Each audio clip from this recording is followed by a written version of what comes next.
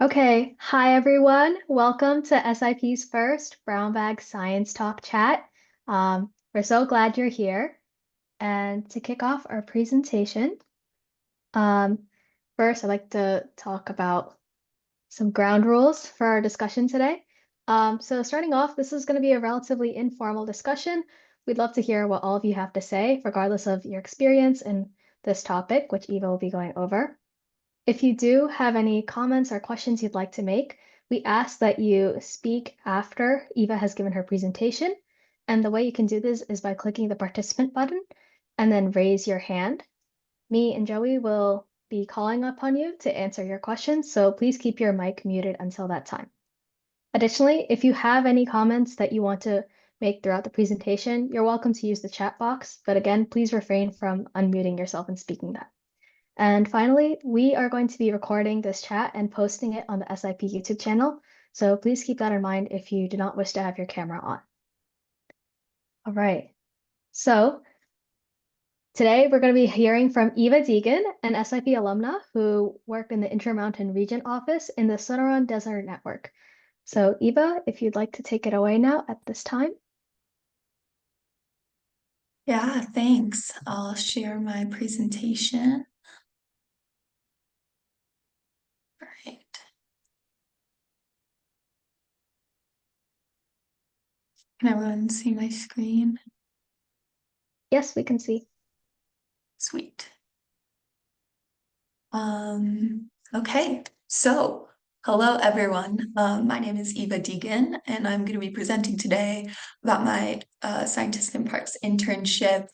And I was hired as a fire ecology assistant, and I ended up using R to do quality control and analysis for fire effects data in Saguaro National Park. And first of all, I definitely want to shout out my mentors, Wendy Bunn and Sarah Stud. Could not have done this project without them, and I learned so much from both of them. And then also in the corner, there's a picture of me and the field crew that went out to collect data in Saguaro. And that was a really fun experience too. And I learned a lot from them. So I have lots of people to thank. I've been so grateful for this opportunity. And I've learned a lot about fire ecology and management this year. And so I'm excited to share with everyone just a little bit about my project and the stuff that I did. So first, where I was staying at the Desert Research Learning Center, this was housing presented to or provided to me by SIP and the Desert Research Learning Center. And I had never been to Arizona before, and I arrived in June. It was super hot. And my mentor picked me up at the airport and dropped me off at this place. And so I really, really ended up loving living at the Desert Research Learning Center. It was super comfortable. That's also where I worked. That's where my office was. And it was kind of in the park. So there was a lot of nature around. You can see we had some like rattlesnake friends, which was super interesting. And there was a desert tortoise that I was in charge of taking care of, whose name was Boss Pinkley, and I loved him so, so much. We had garden and a stream with native fish and frogs. And then, of course, I arrived during monsoon season, so that was super exciting as well. And so this is a map of Saguaro National Park. For anyone who doesn't know, Saguaro is in Tucson, which is in the southeast corner of Arizona. And outside of Tucson, there's two sections of Saguaro National Park, Saguaro West and East. This is Saguaro East, right by where the Desert Research Learning Center was. And this is what the elevation looks like. So you would think that the park is all desert and vegetation, but you can see that it actually gets up to really high elevation and into Douglas fir and ponderosa pine forests. So that's where we have a lot of our fire effect spots, and that's the area that I'm going to be talking about today. So in 2003, this area burned in a wildfire. You can see the smoke coming from the mountain when you're looking up from Tucson. And also on the right, the area that burned, all that black area. Fire management had plans to do a prescribed burn in this area, but they never got around to it. And so a wildfire burned this area and instead beat them to it. And then this is a map of where the fire was in the Rincon Mountain District on the left, and then the fire progression in the middle. And then on the right is where the fire effects plots were located. So you can see they were all in kind of similar areas, but they were in areas that burned with varied severity. So there were some high severity fire effects plots. A lot of it burned, a lot of the overall fire burned at a lower severity. So there was a wide variety. And after the fire, they had a team go out and do post-burn reads. So we have lots and lots of data from these plots. They were established in the 90s, and a lot of the data was collected on physical data sheets. And then there also is an online database where this data was entered, but you can see that's a lot to deal with. This is the online database, which is called FFI. It's an acronym of an acronym, actually. It's Feet Firemon Integrated. And that's kind of a standard database in a lot of fire management programs. But basically the point is these plots were established before I was even born, and fire was when I was 3 years old. And so the data that has been collected before, during, and after the fire has been passed through many hands. The protocols have changed, and so it just made quality control a challenge for fire management. And so that's kind of what I was tasked with doing, is cleaning up this data and trying to use it to inform fire management. So when I started this position, a lot of what I would run into were sticky notes on the data sheets, notes in the margins, like I changed this or this is wrong, or comments in FFI, the online database.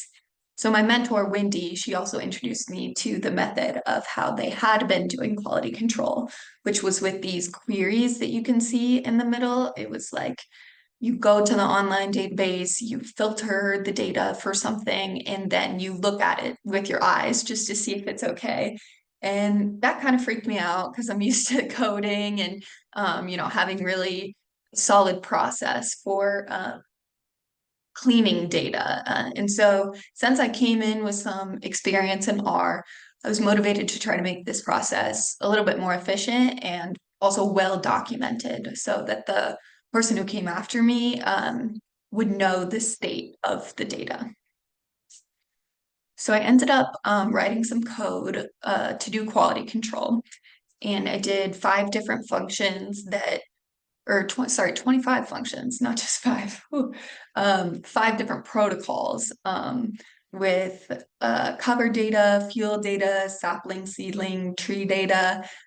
Trees was most of the functions.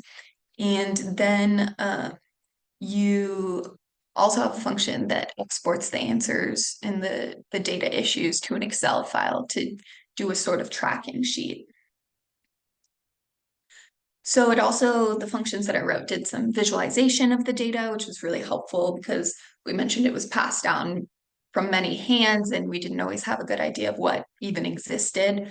And so this function summarized and visualized the sample event data for each project unit. And so it showed us which protocols were collected in which years and in which plots. So if the circle was filled in, then the data was collected. And if there was a star over the circle, then that meant that there was a fire that year. So that was really helpful just to get an overview. And so maybe you're wondering, what kind of data issues are you even talking about? I'll give you some examples. This is a screenshot of the R Markdown that uses the functions and produces a report of quality control results. So for example, initially for our fuels data, we had an issue where there was different slopes and azimuths over years or between different plots. So we wrote a function that checks for that. And slope and azimuth is important because it's used in fuel loading calculations, which fire management really cares about. So to make sure that that's accurate and consistent over time, we wanted to make sure we checked across the whole database to make sure it was the same. And then we went back into the database and changed some of the data so that it was consistent. And so now you can see it says it doesn't change over years. There's also a function that looks for duplicate tree tags, and it tells you the difference between, for example, numbers 64 and 67. They're duplicated, but they have different DVHs or heights. So we had to go back and make sure that was being read by the data as two distinct trees. So as I mentioned, there's also a function that exports these issues into an Excel file that's organized by plot. And so you can kind of use it to go through and resolve issues that come up in the database and then mark if it was resolved or not. And we were even able to flag some issues that FFI didn't have the capacity to do, which was exciting. And this one we like to call the Lazarus function because it flags trees that die and then come back to life, which we live in a very special park with trees resurrecting all the time. So yeah, you can see the cool thing is also that this code works not just for Saguaro, but also for other fire effects programs. And so we were able to share some of the results in nationwide fire ecology meetings and have people from Grand Canyon, Rocky Mountain, and Denali National Park try out some of this code too. And so it ended up working for them, which is really exciting. So now that we looked at quality control, we can move on to some fun stuff, analysis. And so we also produced code for analysis in R that we shared with other parks. And when we had confidence in our data from the quality control process, we were finally able to answer some questions about the area and the fire that burned in 2003. And so we talked to fire management and we asked them kind of, what do you want to know? And some questions they came up with for us were, how has fuel loading changed over time? Is the area still dominated by Douglas fir trees? What does new seedling growth look like? And how did burn severity impact forest recovery? So it's kind of a lot of questions, but I'll go through it quickly. So how did fuel loading change over time? You can see before the fire, before 2003, fuel loading was average 18.5 tons per acre. It decreased after the fire, as it does. But now in 2024, it's even higher, 162% of pre-fire levels. So it's kind of concerning because if 18.5 tons led to a wildfire that we weren't expecting, certainly 30 tons per acre of fuel loading can also increase the chance of a wildfire and a high severity one. So is the area still dominated by Douglas fir trees? Sort of. The top row is our overstory trees, the biggest ones, and then medium and our smaller trees. And so you can see that not much really changed in the overstory composition, but the smaller trees definitely saw an increase in Gamble oak over Douglas fir. So especially over the last 10 years. And that trend is also reflected in our seedling data. You can see before the fire, this one's kind of opposite because the top row is before the fire and then immediately after the fire and then now 20 years later. So you can see Campbell oak seedlings weren't really on the map too much before the fire, but now they completely dominate the area. And so kind of thinking about like, is this going to be a Gamble oak forest instead of a Douglas fir forest? Like what kind of trees do we want to manage for? How are we going to be able to do that? So really interesting questions. And something that I thought was the most interesting result was that the data really varied by plot. And so at the bottom, I circled the plots that had the highest burn severity, or what we call stand replacing fires. And those are the data from those plots are reflected on the right by basal area. You can see there's very few, even 20 years later, living trees that have resprouted and grown. Most of them are Gamble oak. But in the plots that didn't experience stand replacing fires, not a lot changed. There was some delayed mortality. You can see it goes way down in 2008, but as far as the ratios and proportions of species composition, it's doing okay. So that gave us a lot of interesting things to think about. And when we shared this with fire management, they were really excited and they thought, okay, this is going to help us reaffirm our decision that we will probably want to do a prescribed fire in this area to avoid a wildfire that kind of burns out of control and has a lot of stand replacing fires because we don't know what that could do to the forest. So yeah, after all that talk about fire, I'll talk a little bit more generally about my internship experience. I got to do a lot of really fun things. Went to a fire ecology conference in California, and that was a really cool experience. You can see in the top left corner, after the session that I participated in, we all just kind of sat around with a lot of people who really cared about the Sonoran Desert and were questioning the role of fire in it and just had like a really interesting conversation. And so that was definitely one of the highlights of my internship. We also did some snake training because I was doing field work when we had a rattlesnake bite actually, which was really interesting. The guy was okay. It was a dry bite. But we had a lot of conversations about emergency response after that, and we got to go through the snake training, and I got to learn a lot about rattlesnakes. So that was definitely super interesting. We also had There was a point during the year where we were really concerned about this invasive plant coming to Tucson called stinknet.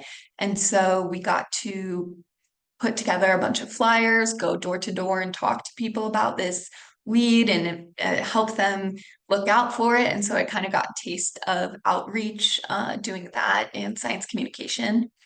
And then I also got to go on a field trip with the Southwest Fire Science Consortium in Apache Junction. And I met so many really cool experts in fire there, and a lot of people from Northern Arizona University too, which is where I'm at right now. So that was really awesome. And then not only did I get to do field work for fire effects data, but they always needed people to do field work at the Desert Research Learning Center. And so I got to go to, let's see, three different parks. No, four, I guess, technically. Oops, sorry. Swirl East and West multiple times. I went to Chiricahua and I went to Oregon Pike. That was probably my favorite. I got to do the wildlife protocol there. And I got to do streams protocol, vegetation protocol, and also fire effects. So I really got a wide experience of all the different things that the inventory and monitoring network does. And as someone who was like considering grad school, now in grad school, it was really great to get to see the different opportunities in the field and explore some of my interests, things that I maybe didn't even know I would be interested in. And then, of course, had to include some pictures of the friends I made along the way. I was saying before this presentation that my fellow intern, Elizabeth, who's pictured looking at the eclipse at the bottom, was one of my really, really good friends that I made in Tucson. And it was really sad when I had to move away. But I really got along great with the other interns. I think it was really fun that we were all living together. So we were all kind of automatic friends. And we worked together, we got to go camping together, and we were all pretty similar, interested in the sciences, so we got along really, really well. And actually, one of my friends from Tucson visited me last night, and we had dinner together. And then another one's coming this weekend up to Flagstaff, which is where I am now. So yeah, basically, in conclusion, I learned from my project that a lot of data can be messy and documentation is super important. And then using R can be a great way to maintain long-term data sets and also increase efficiency in the National Park Service. And these long-term data sets are super important and valuable for land management, and there's lots of opportunities within the National Park Service to work with data and to create these kind of processes and workflows to really make a difference in the National Park Service and affect these large areas of land.